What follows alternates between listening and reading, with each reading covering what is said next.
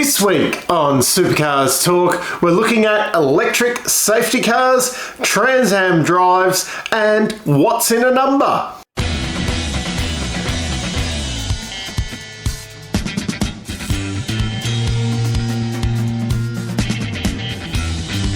The big news this week, and it has inflamed people on Bookface. It's looking like there will be an electric safety car in Supercars this year. So the rumour is that it'll be the Porsche Taycan, I think I've pronounced that correctly, which is Porsche's electric offering out there as the safety car for the field. A lot of people not happy with this. It's the end of Supercars as we know it with an electric safety car.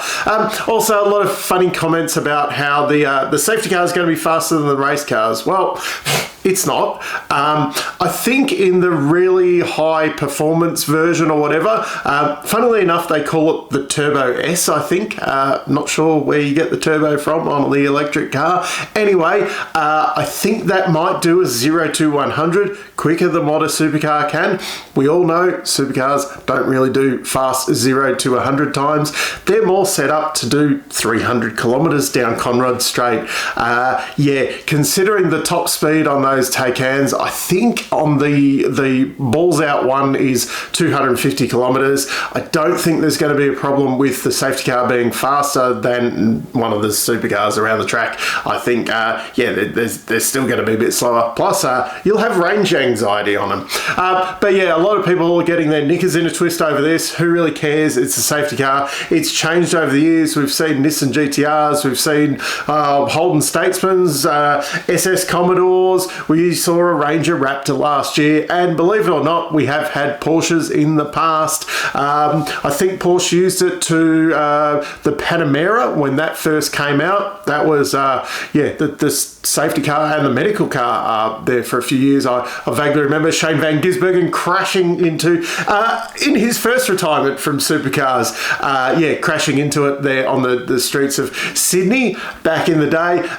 It's a marketing exercise. It'll be what Porsche, they've come along and said they want to, you know, supply or sponsor the safety car portion of Supercars, and that's the model that they want to peddle. Because I think with a lot of these EV companies at the moment, I don't want to get into it too much because it's not part of Supercars racing, but the Tesla is the go-to name for an electric car, and there's a lot of these other manufacturers that do have electric cars that people just assume electric car as Tesla, where it's a good branding exercise to get it out in front of everybody that they do sell an electric car. So really, who cares if it's an electric car when the safety car's out? It's something that we don't see as much these days, and yeah, we've had different kinds of safety cars over the years, so I don't see how it's going to be the end of supercars because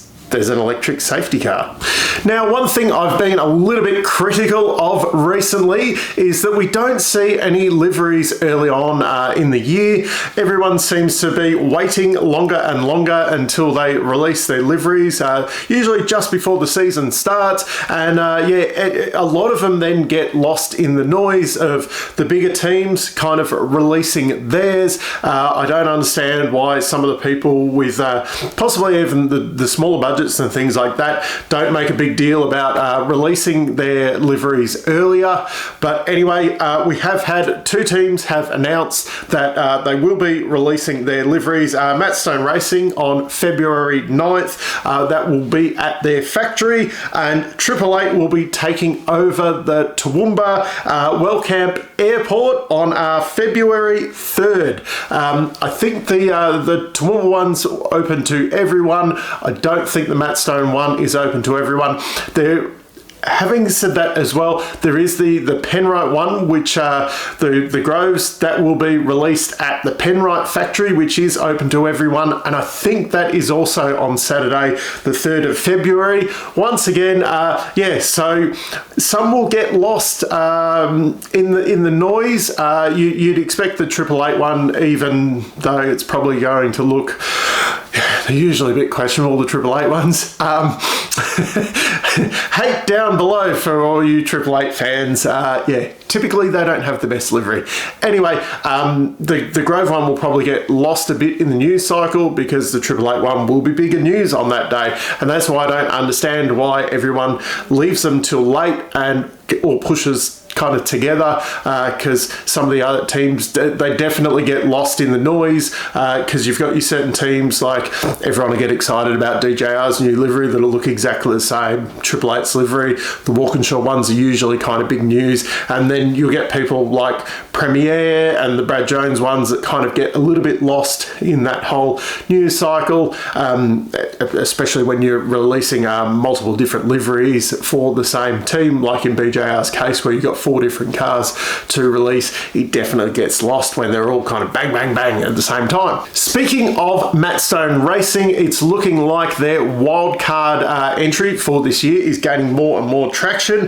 It looks like Cameron Crick is going to be the man for the job on that. He has been running with Eggleston's in Super 2 the last couple of years, but he's decided to, well, the rumour is that he's deciding to step back from Super 2 this year and focus on 3-race wildcard, doing Sandown, Bathurst, and one of the sprint rounds. Possibly, I heard the Sydney Super Sprint was the one that they were aiming for on there. No news on who is going to be the co-driver in the endurance races, but I do like that once again we're getting more talk about these wildcards happening, and I would like to see more and more of them out there in the field, just to boost up the numbers in the field, because it always looks better the more cars that are on track. Premier Air teammates Jimmy Golding and Tim Slade will be partaking in the full TransAm schedule this year to get more miles under their belt. Just yeah, more track time the better, apparently.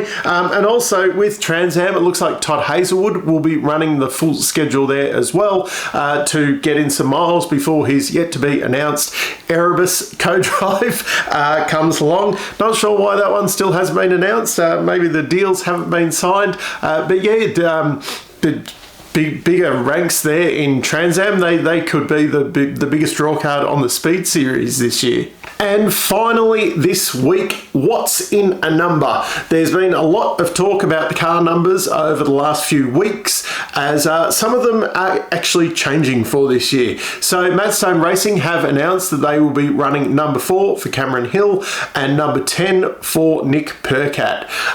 Nearly said Jack LeBrock there. That would have been a bit of a mistake. Anyway, they've gone back to number 4 because that's obviously been the most successful number that they've had in their ranks. Well, not at Matt Stone Racing, but it harks back to the Stone Brothers racing days. Obviously, number 4 was the number of the car when they won well, their first and only Bathurst victory, and it was also the same number that Marcus Ambrose was using when he won his first championship. Then he was using the number 1 when he won his second championship. The number 10 goes back to when they first started off. They also run a customer car there for Mark Larkham, who was running number 10 at the time. Yeah, so a bit of a change there from their original 34 and 35 that they've been running for quite a long time. Tickford Racing teased that they will be running the 6 and 55 this year, and the number 5 will be dropped. I'm still a little bit suspect on this one. I still think that they will revert Randall to the number 5, so they run that traditional 5 and 6. The 55 kind of came in when Rod Nash took his license there, and that was number 55, and then the logical thing with the 4th car was to run 56, so there was a bit of synergy there. I can see them reverting Randall's car to the number 5 so that they have that 5 and 6 on the cars, but you know, stranger things have happened. Then there is the big question mark: what number will Will Brown run at 888? Obviously they're keeping the 888 ready there for when Craig Lowndes does his wildcards later on in the year, so Will Brown won't be running that number. Shane Van Gisbergen's run his 97. That has no value to Will Brown. A lot of people are bouncing around a lot of things. I think 38, my prediction is that he will run 38. That was the number that he ran in Super 2 with Eggleston's. Now, 38 traditionally was an Eggleston number, but if you go into Will Brown's Instabook, he's still running, I think his name's like Will Brown _38. So that makes a bit of sense from that. And also, 38 is 38 or 888. There you go. That's why I think they'll be running that. The other question is Jackson Evans in the SCT Logistics car. The last few years they've been running number 4, but now that's gone to Matt Stone Racing, so there will be a new number there. My prediction on this, Jackson doesn't really seem to have a number associated with him. My prediction is that they will go for either the 21, which is Brad Jones Racing has run 21 a lot of the time in the past, or they'll go for number 12, which is the first available number on the entry list. So from 1 through to 11 at the moment are all taken. 12 is the first available one. So that's my predictions on those numbers. So we'll find out in the next week or so. Yeah, I'm totally wrong. But yeah, down in the comments, do you actually care what numbers the guys run? And do you have predictions on what Will Brown and Jackson Evans will run during the year? Yeah, let me know down in the comments. But until next time, I'm still Dave, and I'll catch you later.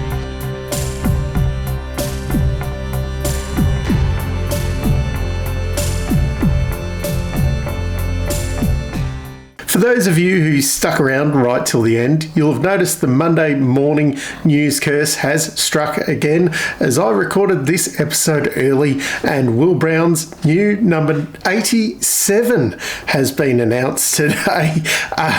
Yeah, I'm very surprised they went with that. Yeah, I can see why on the entry list kind of thing. I thought the 38 worked a lot more smoother, but you know, it is what it is. So yeah, down in the comments and let all the people tell me how wrong I was without watching to the end of this video. Also, it looks like Tim Blanchard is stepping back from co-driver duties. Pretty sure we heard all this last year before around this time of year, which in the end it wasn't true. The way I'm reading it though is probably someone like Jake Kostecki's come along with a pretty big check to do the co-drives with them again this year. But yeah, watch this space on that, and until next time, I'm still Dave, and I'll catch you later.